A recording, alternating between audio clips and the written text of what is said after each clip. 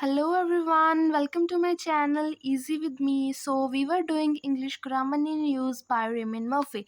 So last unit में हमने discuss किया था वर्ब के साथ ing कैसे लगेगा. That was unit 53. So today we are going to start with unit 54. यहाँ पर मैंने आपको बताया था कि कैसे आप verb के साथ ing लगाएंगे. So some of the verbs with which you can use ing, इन सभी के साथ ing यूज किया था. आज मैं आपको वो वर्ड्स बताऊंगी जिनके साथ आपने टू यूज करना है, right. So these are offer, agree, refuse, decide, plan, arrange, hope, manage, fail, deserve, afford, forget, promise, threaten and learn. So these are few words with which you can use to. So इन सभी के साथ आप to use करेंगे, right? So see some examples. First is, it was late so we decided to take a taxi home. हमें देरी हो गई थी तो हमने सोचा कि हम टैक्सी लेके घर जाएंगे, right? So here notice we use to. It was late so we decided to take taxi. So ये आ गया ना to, okay? Because decided हमने ऊपर पढ़ा है, यहाँ ये रहा decide के हम लगाता to. Next is, Simon was in a difficult situation so I agreed to help him. Simon difficult situation में था, प्रॉब्लम में था, तो मैंने सोचा कि मैं उसकी हेल्प कर दूं, तो मैं मान गई. I agreed to help him. So agree आप देखो वहाँ पर है ऊपर, where it is, here is agree. तो agree के साथ हमने लगा दिया to, राइट. सो ऐसे ही आपने सभी करने हैं. Next is, how old were you when you learn to drive. जब आपने ड्राइविंग सीखी तो आप कितने, आपकी एज क्या थी, ओके?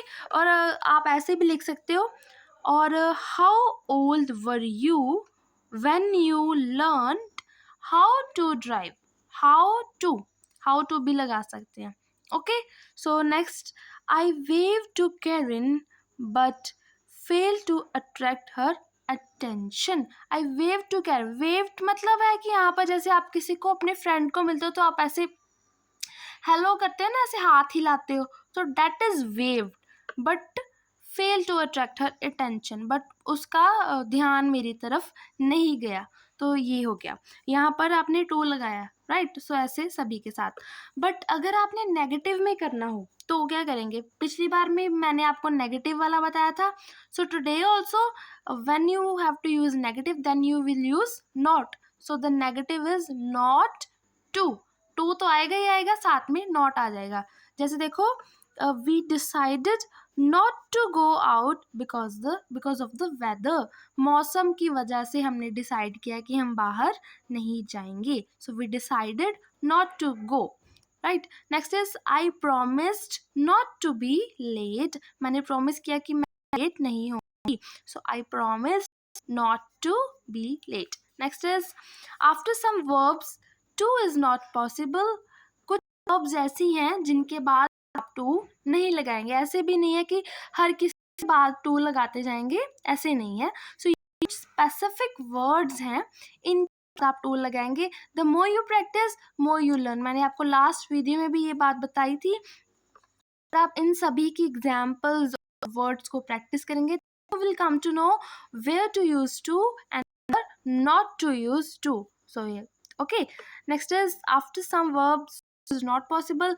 कौन से हैं? जैसे enjoy, think and suggest. enjoy के बाद नहीं आएगा, think के बाद भी नहीं आएगा, और suggest के बाद नहीं आएगा. Similarly, see examples. I enjoy reading. I enjoy reading. मुझे रीडिंग करना पसंद है. मैं रीडिंग करना enjoy करती हूँ, मुझे पसंद है. So ऐसे नहीं लिखेंगे I enjoy to read.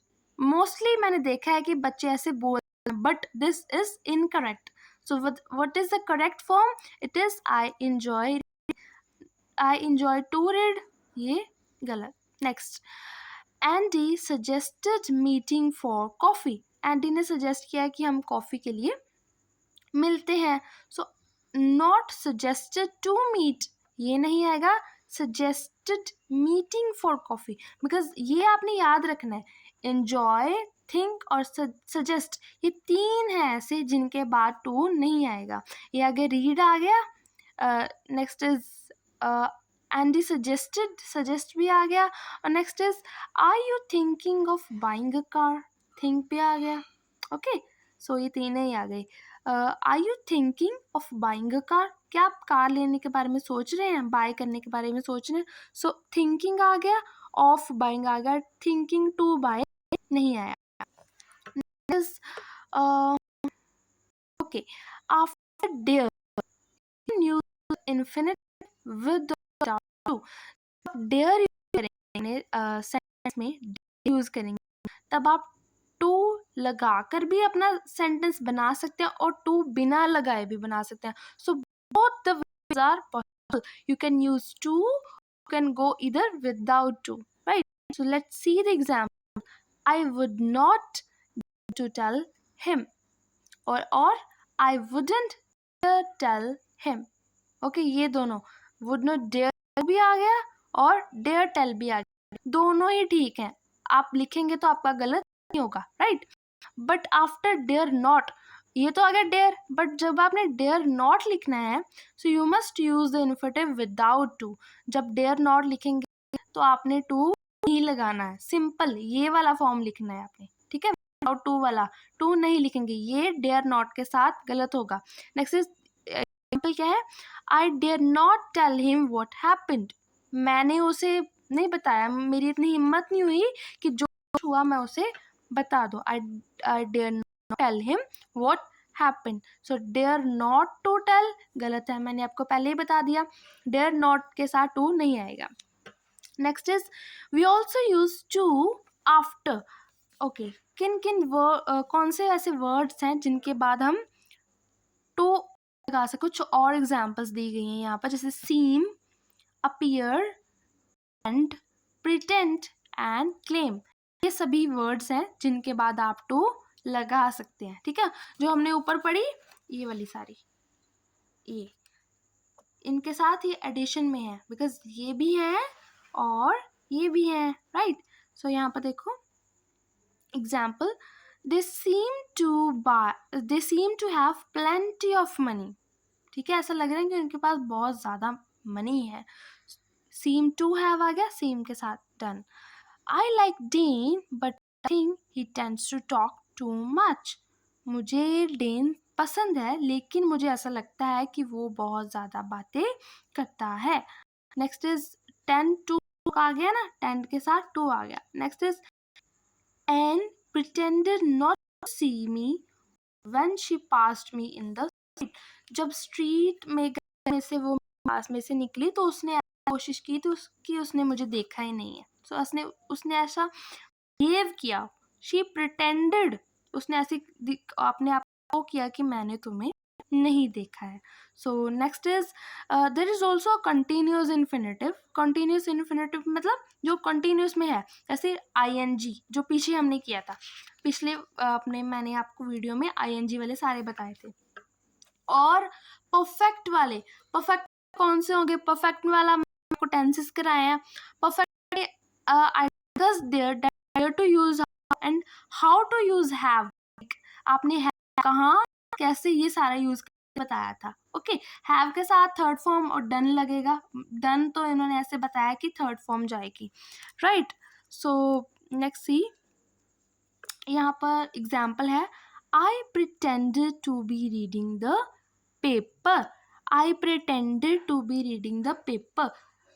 Okay, इसके बाद ऐसे आ जाएगा, I pretended that I was reading. इसका मतलब है कि मैंने ऐसी कोशिश दिखाया कि मैं जो हूँ वो रीड कर रही थी या कर रहा था. ठीक है, तो इसका ये मतलब है, सेम ही है. You seem to have lost weight. ऐसा लग रहा है कि आपने वेट लॉस किया है. So you seem to have lost weight. To है वो पहले आ गया, देन हैव आ गया, और लॉस्ट जो है थर्ड फॉर्म आ गई. तो यहाँ पर देखो, यहाँ पर क्या प्रिटेंड टू आया और फिर टू बी आ गया और ING रीडिंग के साथ ING दोनों जो हमारे ये दोनों एग्जाम्पल सेटिस्फाई कर। नेक्स्ट इज जो seems to be enjoying his new job। जो होता है कि जो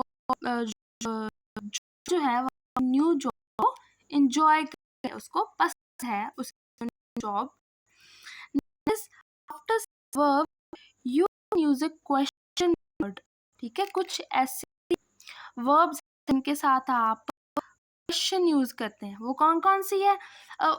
जैसे ask, decide, know, remember, forget, explain, learn, understand and wonder. So ये सारे इन आपको क्वेश्चन फॉर्म यूज कर सकते हैं। जैसे आप कैसे लिख, स्ट्रक्चर क्या होगा? सबसे पहले लगाएंगे आप, वर्ड लगाएंगे कोई भी इनमें से। ठीक है, जैसे एक्सप्लेन लगा दिया, आस्क लगा दिया, रिमेंबर लगा दिया, वॉट एवर लगाया। उसके बाद ये आएगा, हाउ लगाओगे, वट, वेदर, हाउ, ये कैसे, ये सारे लगेंगे। उसके बाद टू, देन आपका जो रिमेनिंग सेंटेंस रह गया वो। Okay, let's see. देखो आपको अच्छे से क्लियर होगा। फर्स्ट एग्जाम्पल क्या है? वी आस्क्ड, यहाँ आगे ना आस्क की जगह पर आस्क्ड, वी आस्क्ड हाउ। मैंने आपको बोला ना, पहले वर्ड आएगा और फिर ये आएगा। ठीक है, यहाँ पर हाउ आ गया, हाउ, उसके बाद to get to the station. We asked how to get to the station. हमने पूछा कि स्टेशन को कैसे, मतलब स्टेशन जाने का रास्ता क्या है। Okay, next is have you decided where to go for your holiday. क्या आपने डिसाइड कर लिया है कि अब अपने हॉलीडेज में, छुट्टियों में कहाँ घूमने जाएंगी? So have you decided. Next is I don't know whether to apply for the job और नॉट। मुझे पता नहीं है कि इस जॉब के लिए मैं अप्लाई करूँ कि नहीं करूँ। So I don't know whether to apply for the job और नॉट। ओके, नो आ गया पहले वर्ब, फिर वट, वेदर, हाउ, जो भी है वो सारा आएगा, देन इज टू, फिर उसके बाद आप सेंटेंस आ गया। Next is do you understand what to do. क्या आपको समझ आ गई है कि क्या करना है? Okay, so do understand what to do. Also show, tell, ask, advice, teach somebody what, how, where to do something। किसी को बताना हो कि किसी चीज को कैसे करना है, तब आप क्या लिखेंगे? जैसे can somebody show me how to use this camera। क्या मुझे कोई बता सकता है कि कैमरा कैसे यूज करना है? तो अगर आपको किसी को कुछ बताना है, कुछ समझाना है, then you will use this structure, can somebody show me how to use this camera। Next is ask Jack, he will tell you what to do। Jack को पूछो, वो आपको बताएगा कि क्या करना है और कैसे करना है। यहाँ पर आप देखो, शो मी आ गया, उसके बाद हाउ आ गया, देन टू आ गया, फिर आपका जो सेंटेंस बचा था। यहाँ पर देखो, टेल यू आ गया, फिर व्हाट टू आ गया, व्हाट आ गया ना, फिर टू आ गया, देन बचा हुआ सेंटेंस आ गया। सो ये आपका हो गया। With this we are done this unit, that is unit number 54। So I hope आपको समझ आई है। कोई भी query, then you can ask me in the comment section. If you have any suggestion, then I would love to read them in comment section below. अगर आपको video अच्छी लगे, समझ में आई है, तो आप वीडियो को लाइक ज़रूर करिएगा। And if you have not subscribe to my channel yet, then do subscribe now, and thanks for watching. Bye bye.